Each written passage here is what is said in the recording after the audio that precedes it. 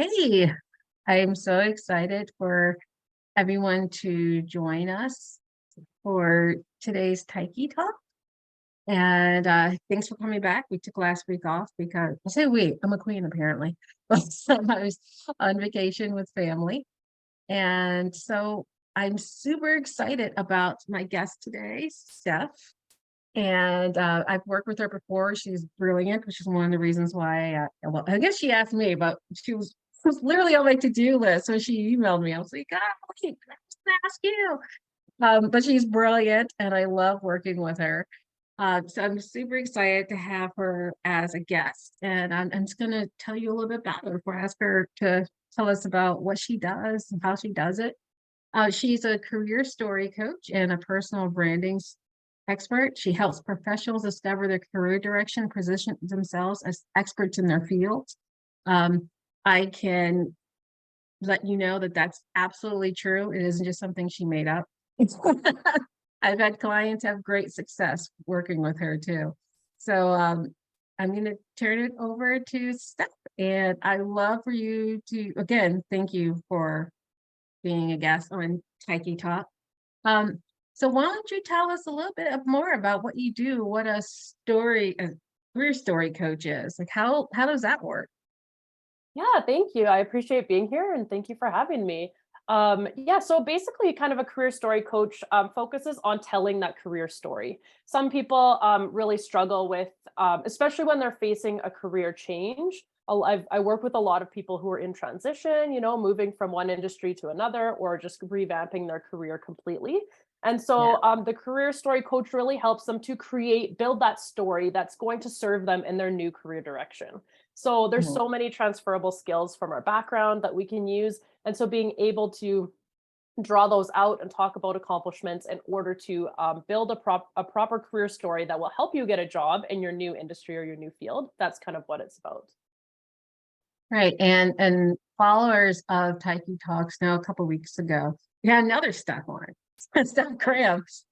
She's an interview coach and it's funny because both of you use the term career story. I use the career narrative. Um, but it was one of the things we touched on. And I was super excited. So we can dive in more about that with you. So how could you tell us a little bit more about the career story? Like, how do people develop it? How can they change it? How can they make it reflect on their career documents or their profiles? I guess I'm just tell us everything in the 30 minutes. That line of questioning.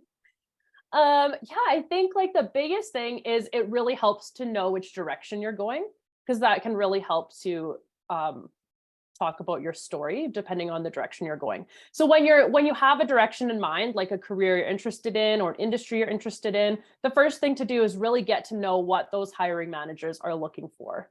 And the way to do that is just to review job descriptions. Like go look at them, read them over. What kind of skills are they looking for? What kind of themes do you see across these job descriptions that might interest you? And then that's when you can really build your career story. So you need to have, because I mean, we could build a career story on hundreds of different things, but having a direction, an idea of where you want to go really helps you refine that career story and know which direction to take your career story. So that's kind of what I help people do is once they have that direction, I help them to look back on their accomplishments and I ask them specific questions to make sure that we're drawing on those skills and those accomplishments that are specific to what the hiring manager wants to see. Not just what you love or not just what you think was great, but really targeting what the person who's reading your documents is going to really resonate with them. Because it's not always about just about what you've experienced. I mean, we've all had really great experiences. My best job was like as a trail guide at a horseback riding place when I was like 16. Wow. It was super fun, but like that's not going to serve me on my resume now, right? So you got to really make sure that your career story is targeted to the people who are reading it. So it sounds from what you're talking about, it almost sounds like you need a different narrative or a different story for each application. It depends if you're applying for like project manager positions across Mhm. multiple industries, they're usually pretty much the same. And you can kind of keep your resume and cover letter the same. But if you're applying for a project manager on one end and then a learning and development on the other, those are very different. There is times when that might need to be adjusted or changed. It kind of depends on each individual situation. But Mm, sometimes you need multiples if you're applying for really drastically different positions. okay. So is that something that you would recommend people, like if they're changing, they're going through a career transition, and they figure out what they want to do? I guess it makes sense if like they're applying to a job that they're currently doing and what they really want to do or they're transition to, because I'm like, why would you be applying to totally different positions? Well, I mean, I just did a resume for someone who graduated from nursing school and her background was in as a biological like scientist.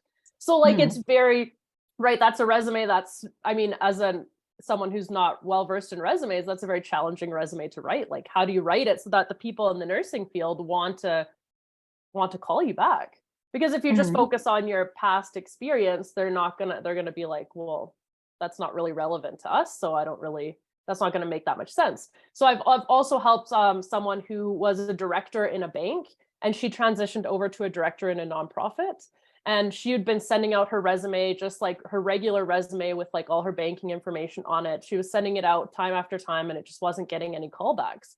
And so when we mm, worked together, we actually focused more on she had been volunteering a lot and done a lot of community development within her banking roles. And so we really focused on those types of things, the things that were really what the other people wanted to see. And she was able to easily transition over to a director level in a nonprofit pretty quickly after that. oh wow. So we've mentioned transferable skills, and I've talked about it in the past too. But for people who, for some reason, didn't read my blogs or didn't see the past Psychic Talk, why don't you explain like what transferable skills and soft skills are? Because you mentioned them before. Hmm.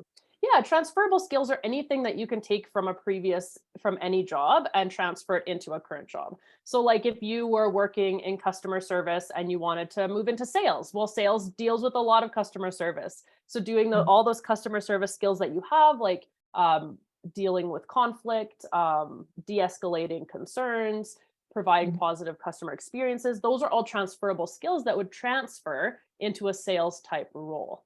And so really that's why I say really reviewing those job descriptions can help because you can see what are the skills that they're looking for. And you can really see what those are. And then you can look back at your history and your background and determine if you have any of those skills that you can transfer into this new industry. okay. And why is it important for people to really identify like what their transferable skills? Because I have a lot of clients who are like, I just don't have any. Like, I don't know. Like, if I'm an accountant who wanted to be something else, I don't know, a nurse or something. I don't know. um, I don't have anything that transfers. Yeah, I think it's super important to figure them out because when like the hardest people, the people who have the biggest challenge getting a job are the people who Mm, are getting their first job out of school, out of university, or people who move here and are immigrants and they're trying to get their first Canadian job. That always tends to be the most challenging time to get a job.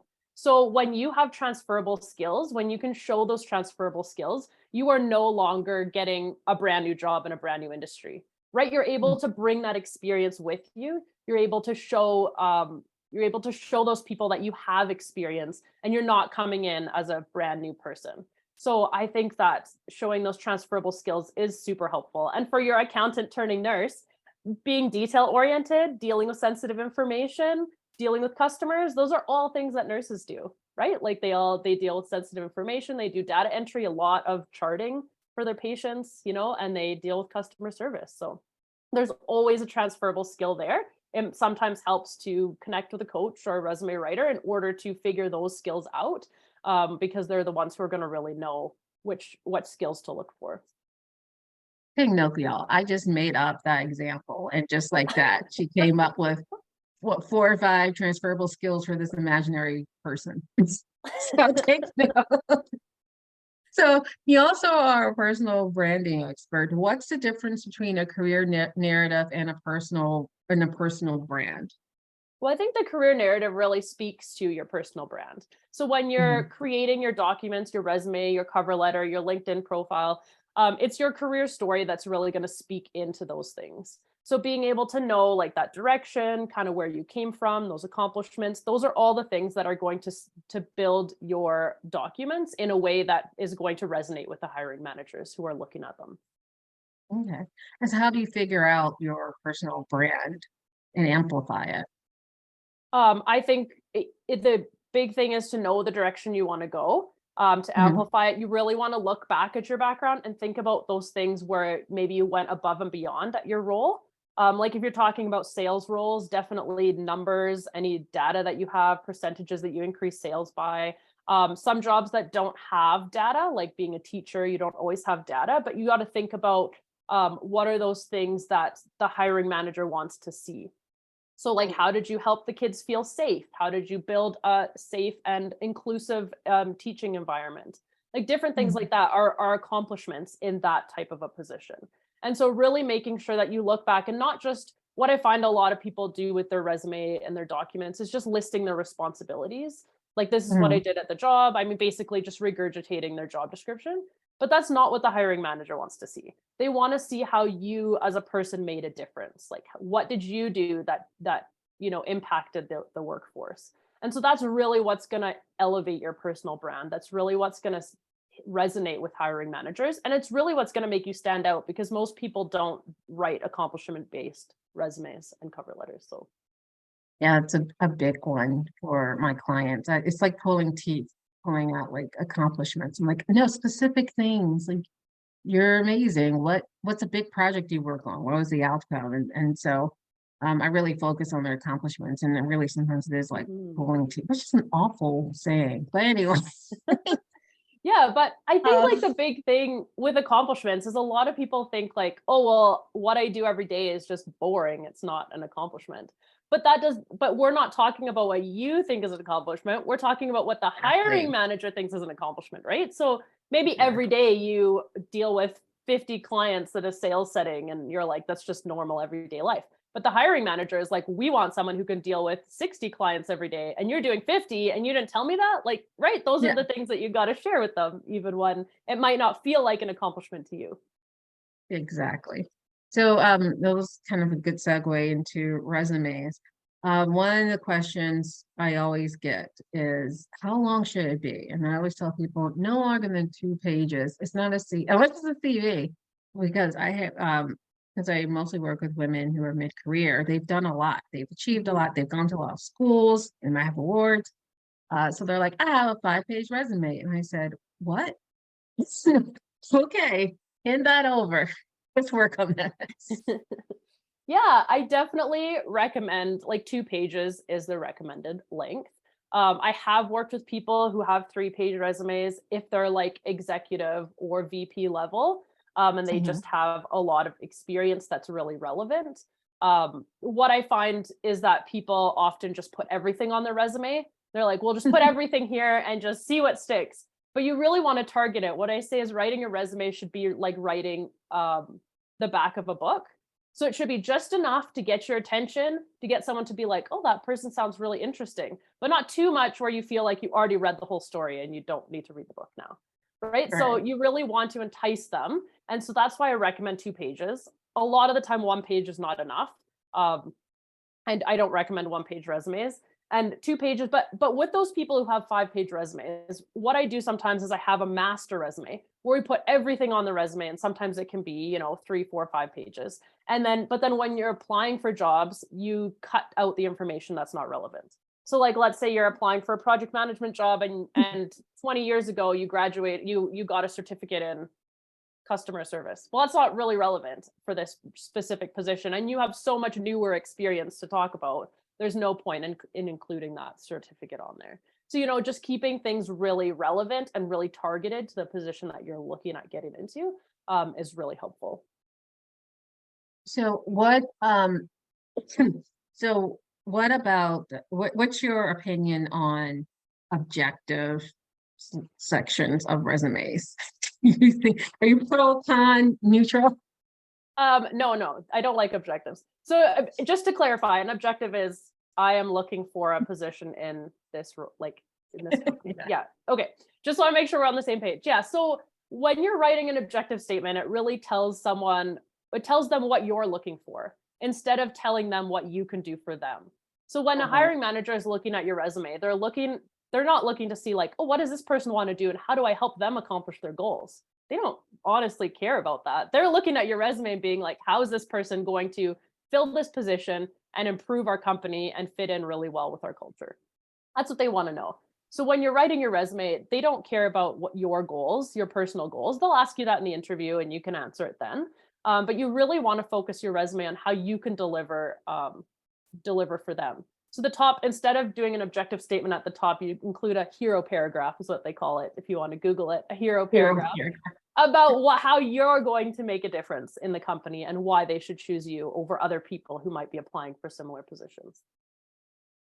So what are some of like your top three big mistakes you see people making? And you're like, no, no, no, no, no, don't do that. Do Yeah, this. probably the objective statement would be one of them. The other one is having grammar, spelling mistakes, formatting that's not consistent. So just like generally, like you have about 6 seconds when a hiring manager picks up your resume for them to decide whether they're going to keep it or not.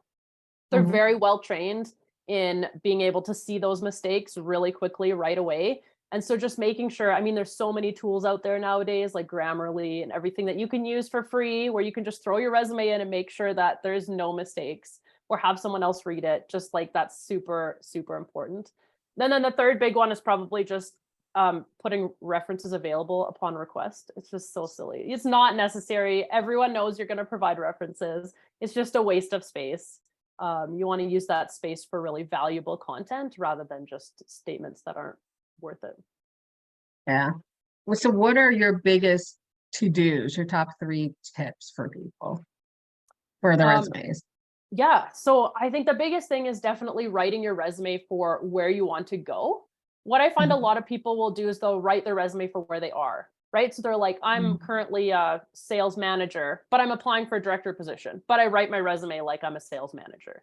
So then when you submit it for a director level position, the hiring manager is going to be like, oh, well, this person only has management experience. Like this is going to be a big step up for them.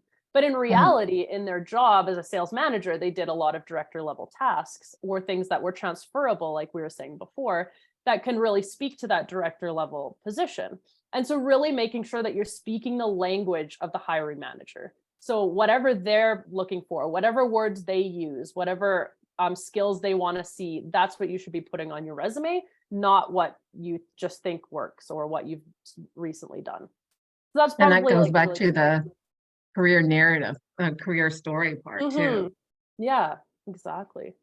And then I think the biggest other thing is just the accomplishments. Like I have so many resumes that are just like I have one right now that's a 5 page and it's just a list of her responsibilities. That's all it is for 5 pages. And it's like, that's not going to set you apart when you're Mhm. applying for jobs. They're not going to look at it and be like, wow, this person's great. Like they want to see something really special. And so just listing your responsibilities isn't going to give you that. Showing your accomplishments and the projects you've worked on, those are the things that are going to make a difference. So do you have a story? I didn't give you a prep for this, but what is your craziest story about working with someone with their career story or their resume or I think like there's a few that really stand out to me. I think that the this one's maybe not like super crazy, but I just think it was really interesting. The individual was a university professor, and she was offered tenure, and she actually turned it down to pursue her oh, dream in working with seniors and fighting for elderly rights. And so that was a very interesting change, like adjustment that we had to make in her resume to show that this was how we'd be able to change into this new position. So that was really interesting, especially coming from an academic background. Their resumes can be very specific, and sometimes you can get pigeonholed in the academic world. And so being mhm. able to move her out of that was really interesting. And then I think the weirdest resume I ever wrote was someone who drew X-rated uh, pictures for video games. Like he was like Okay. he drew yeah, for anime. I didn't know Yeah. that was I never even really thought of it, but yeah, I guess people do that. So Yeah. I'm like, okay. I mean, it makes sense. Well, there's jobs for everything. Yeah, right? I know. I think that's the big message that I've learned over my years of resume writing. There are jobs I didn't even know existed. I'm right to be thinking about that tonight, and I'm just like, well, yeah, I guess someone has to do that. But I Yeah. didn't know. Wow. Oh, wow. Okay. So just kind of wrap up, where can people find you? I usually hang out on LinkedIn as well. So it's Steph Gillis on LinkedIn. And that's basically where I hang out. That's where I spend all my time. But so if someone wants to work with you, that they would just message you through LinkedIn. Yeah, they can message me through LinkedIn, or I do have a website, avantcareerservices.com. They can go and learn a little bit more about me, and they can message me through there as well. Okay. So one thing, again, I'm gonna put you on the spot. So what's your career story? Oh, okay. Yeah, that's okay. I got this. I actually had 32 jobs in 15 years. So between the ages of 18 and 25 or 27, I had 32 jobs. And so I really struggled to kind of figure out what I wanted to do. I didn't really know. I felt a lot of pressure from the message you get when you're younger to like, what do you want to do? What do you want to be when you grow up? And you have to decide now and then do it forever. And so I just kept trying things until I found something that stuck. And honestly, I really feel like now in this business is probably the first time I've ever actually felt like something was what I really wanted to do, is just helping people figure out their career story. That's kind of what I'm passionate about. So yeah. And how did you find? That was supposed to like be the end. I'm like, no, but I have more questions. How did you find it? Like, how did you fall into what you're doing now? How did you get started and Yeah, discover well, it? I guess after finding all those jobs, I got really good at applying for jobs, and so I was like, "I wonder if this could be I wonder if I could create a job out of this," and so I was looking into it. I got certified as a resume writer, originally, and so that was, like, 7 or 8 years ago that I got certified, so I kinda would help people here and there, and then but I was still working full-time in nonprofit, and then, Mhm. I was laid off during the pandemic. And so I decided to jump in full time. I was like, now's the time to do it. So I jumped in full time and here I am. It'll be 2 years in May. So Wow. Yeah. yeah, Wow. I can't believe that was 2 years ago. I'm I having know. a hard time believing that next month is May. So It's crazy. that's great. And so do you have like a target demographic or do you just work with everybody? Everybody I needs your typically, yeah, I typically like my favorite is career transitions. So people like making a big career move. I'm really good at those. Those are my favorite. But I have done everything. I've worked with data scientists to realtors to pretty much everyone. Career advisors, everyone. So pornographic artists, anime. yes, yeah, yeah. That's also one. That's amazing. Like, seriously, I'm gonna be thinking about that all day. Um, great. So I'm so excited to have you here. Hopefully you'll come back in the future and we'll talk a little Hmm. bit more. Absolutely. And you heard her. You can find her, Steph Gillis. I will put the link in on my when I post this out, I'll put the link to match her. But you can see her name at the bottom left corner. Steph Gillis. And you can also reach her at, can you spell out your website page? Yeah, it's Avant, AVANT, careerservices.com. Okay, all one word Yeah. or all one sentence. Okay. Um, so you can reach her there. I can vouch for her. She is fantastic. As you saw here, she also on the dime with my imaginary person. Imaginary. So we'll see you guys next week for Taiki Talk. And you can check out Steph and her amazingness on her website and through LinkedIn. If you want to work with her, you can message her. She already said you could. Otherwise, I'm just inviting people to message her. Anytime. And see you guys later and see you next week.